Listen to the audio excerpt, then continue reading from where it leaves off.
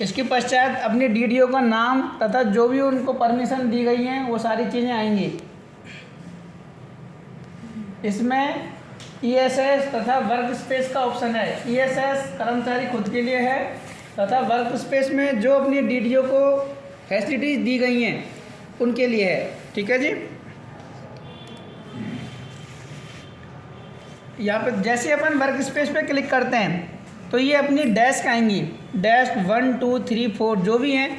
ये क्या है कि जो अपना एचओडी है और जो अपने डीडीओ हैं उनको फैसिलिटी दे रहे हैं। मान लीजिए एक ही डीडीओ पे 2 ऑफिसों के चार्ज हैं तो उनके 2 डेस्क आएंगे, या 3 के हैं तो 3 आएंगे।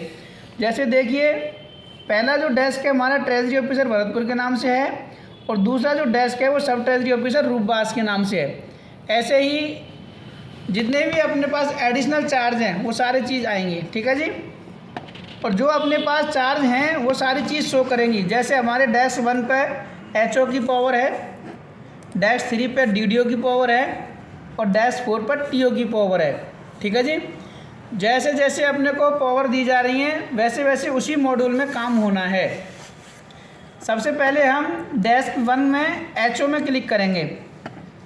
एचओ के अंदर अपने को 4 फैसिलिटी दी जा रही हैं, जिनमें फर्स्ट है बजट मैनेजमेंट, दूसरा है डिसबर्समेंट मैनेजमेंट इंजन, तीसरा है रिवेन्यू मैनेजमेंट और चौथा है अकाउंटिंग एंड फाइनेंस। अपने को जो मेन काम है वो है डिसबर्समेंट मैनेजमेंट। इसके अंदर जो एम्प्लॉय मैनेजमेंट है इसके अंदर काम करना है। ठीक है साहब। आपको जो ये एरर आ रही है, ये वाली जो एरर आ रही है वो यहीं पे आ रही है। एम्प्लॉय मैनेजमेंट पर जैसे ही आप क्लिक करते हैं तो ये एरर आ रही है। ठीक है जी।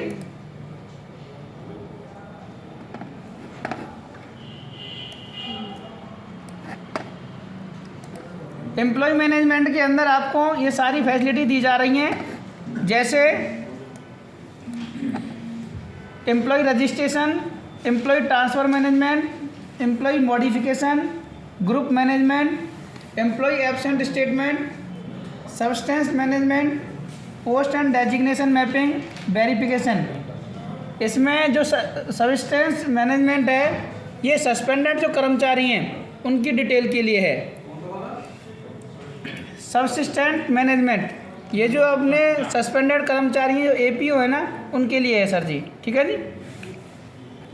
फर्स्ट में देखिए एम्प्लॉय रजिस्ट्रेशन के अंदर अपन जो पे मेजर पे करते थे कि कार्मिक की अपना डीडीओ लॉगिन करते थे।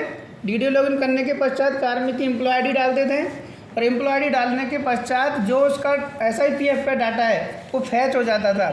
उसके पश्चात बाकी की जो डिटेल है वो डीडीओ खुद भरते थे। ठीक है जी। ऐसे ही इसमें न्यू रजिस्ट्रेशन करना है। न्यू रजिस्ट्रेशन की प्रक्रिया वही है जो अपन पहले से करते आ रहे हैं। न्यू रजिस्ट्रेशन मतलब नया कर्मचारी जो अगर कोई नया कर्मचारी है तो बस पूर्व में जितने भी अपने कार्मिक हैं उन सब का डाटा पे मेजर से फैच हो चुका है। एम्प्लॉय ट्रांसफ़र मैनेजमेंट, इसमें क्या है यदि कोई कार्मिक ट्रांसफ़र होकर ही आता है तो उसमें ज्वाइन करना या रिलीव करना ये दोनों चीज़ें ऑनलाइन होंगी। मान लीजिए आप किसी भी कार्मिक को रिलीव कर रहे हैं तो रिलीव के लिए जो आपको सामने वाली ऑफिस का डीडीओ कोड या ऑफिस आईडी मांगेंगे उसमें आप वेरीफाई करेंगे कि ये ऑफिस अपना सही है, उसको ट्रांसफ़र कर सकते हैं। ऐसे ही ज्वाइनिंग का है। ठीक है जी।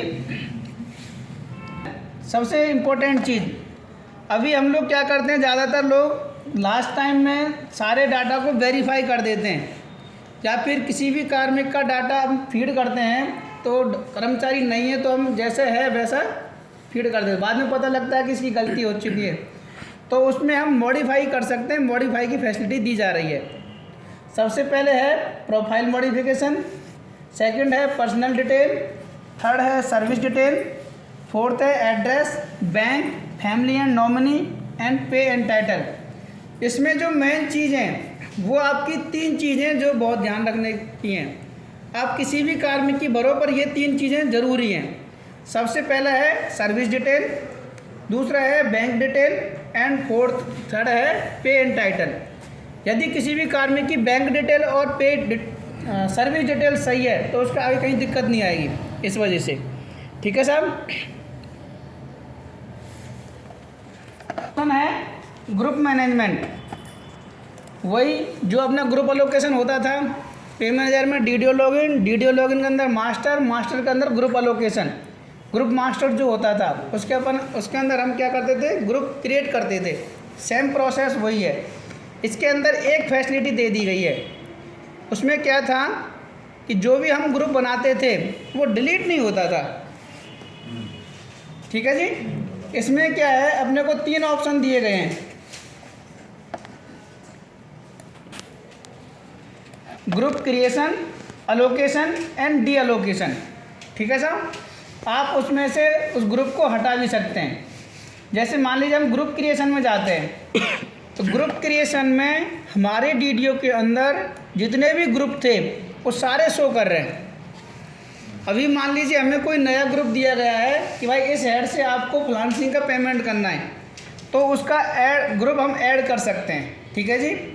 आज की तारीख में IFMS 3.0 से सिर्फ सैलरी बिल बन रहे हैं, TA, FBC, मेडिकल कुछ नहीं बन रहा है। ठीक है जी, सिर्फ और सिर्फ सैलरी बिल ही प्रोसेस होंगे।